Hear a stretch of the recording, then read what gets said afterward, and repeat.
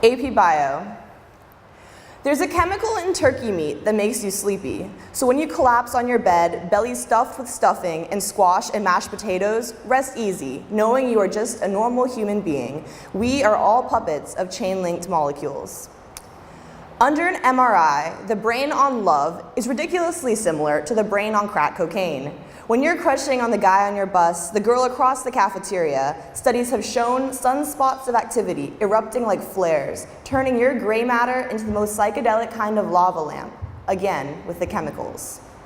Don't worry, said the man in the white coat. It's all dopamine, serotonin, epinephrine. That's just another name for adrenaline, by the way. The same stuff flooding through your veins when danger shows its edge. You'll live. It's all biology.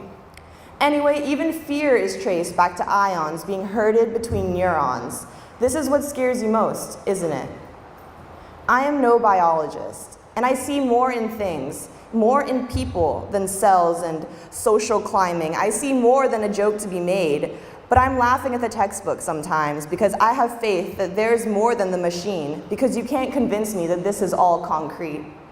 Because even though there is a heart beating in my chest and you tell me it's really all just science, I can't mistake the way it exists. Not quite a constellation, but more alive than muscle tissue and cardiac palpitation. It's something and it's creation, and matter cannot come from nothing, so I believe in something more.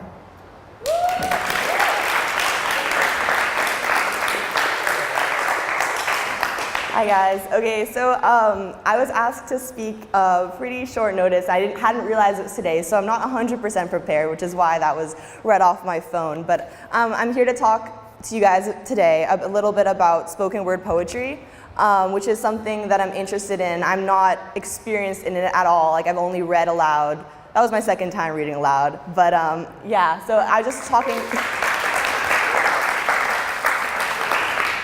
Yeah, I just wanted to talk about it a little bit because it's something that I feel like people should be more interested in, because I think it's really, really cool. I got interested in spoken word poetry in the 9th grade. Miss Nash, who's an English teacher here, we were doing our poetry unit, and she showed a video by Sarah Kay, who's a spoken word poet.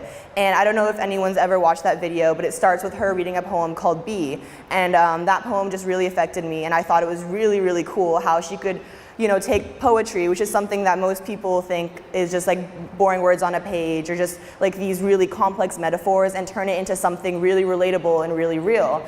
And I remember in that freshman classroom, when I looked around the class at my classmates watching this video, you could see on their face like the way that it was affecting them. And I thought that that was really cool. And so I guess one of the reasons that I just really, really like poetry or spoken word poetry is because you can develop that connection with people. So like, it's a way to maybe say something. When someone says something that they can put into words that maybe you haven't figured out yet, and then you hear that, you can be like, oh, like I understand, like I feel that too. Another reason is because, at least for me, I have like a million things going around in my head. I have all these thoughts, and sometimes I end up, you know, saying it all at once, and I'm like, oh, Isabelle, like, shut up, like, why did you say that? But with spoken word poetry, I can like kind of write it down and like figure out what exactly the meaning is that I want to get across, and then I guess perform that. And I think a big part of spoken word poetry is like the ability to communicate that meaning, because I feel like when you see someone who's really into what they're doing. So like when I saw Sarah Kay giving her poem on the TED Talk, and you could see how much it really meant to her. And I feel like that's something that's kind of rare, maybe in our high school, that as we go to school today, because like people sometimes sell themselves short, and they feel that being cool is different from being passionate. And that's something I feel really strongly about, I guess, when my experience in student council and things like that is like, I'm used to seeing people who feel like it's cooler to be apathetic, or like in pep rallies be like lying back and being like, this is not really a big deal. And I feel like they really miss out on like, you know, being passionate about something and showing that passion for like excitement for their classmates or whatever. And that idea that you can see someone really loving something like through spoken word, I found that really interesting. I think that might have been me rambling again, sorry. I brought with you guys today something that I use to kind of, when I'm writing poems, I kind of instead of drafting it, this is kind of what happens, and this is the draft I used to figure out what I was saying today. Obviously, I'm not really going from a script, but like that's just kind of what the thought process looks like, which is why I need to take some time when I write my poems to have them make any sense. But yeah, that's what it means to me. And I have a video of someone named Phil K, and he's also a spoken word poet, and he is performing a poem that he's written, and it's much, much more professionally done than mine, so please enjoy it. Thank you.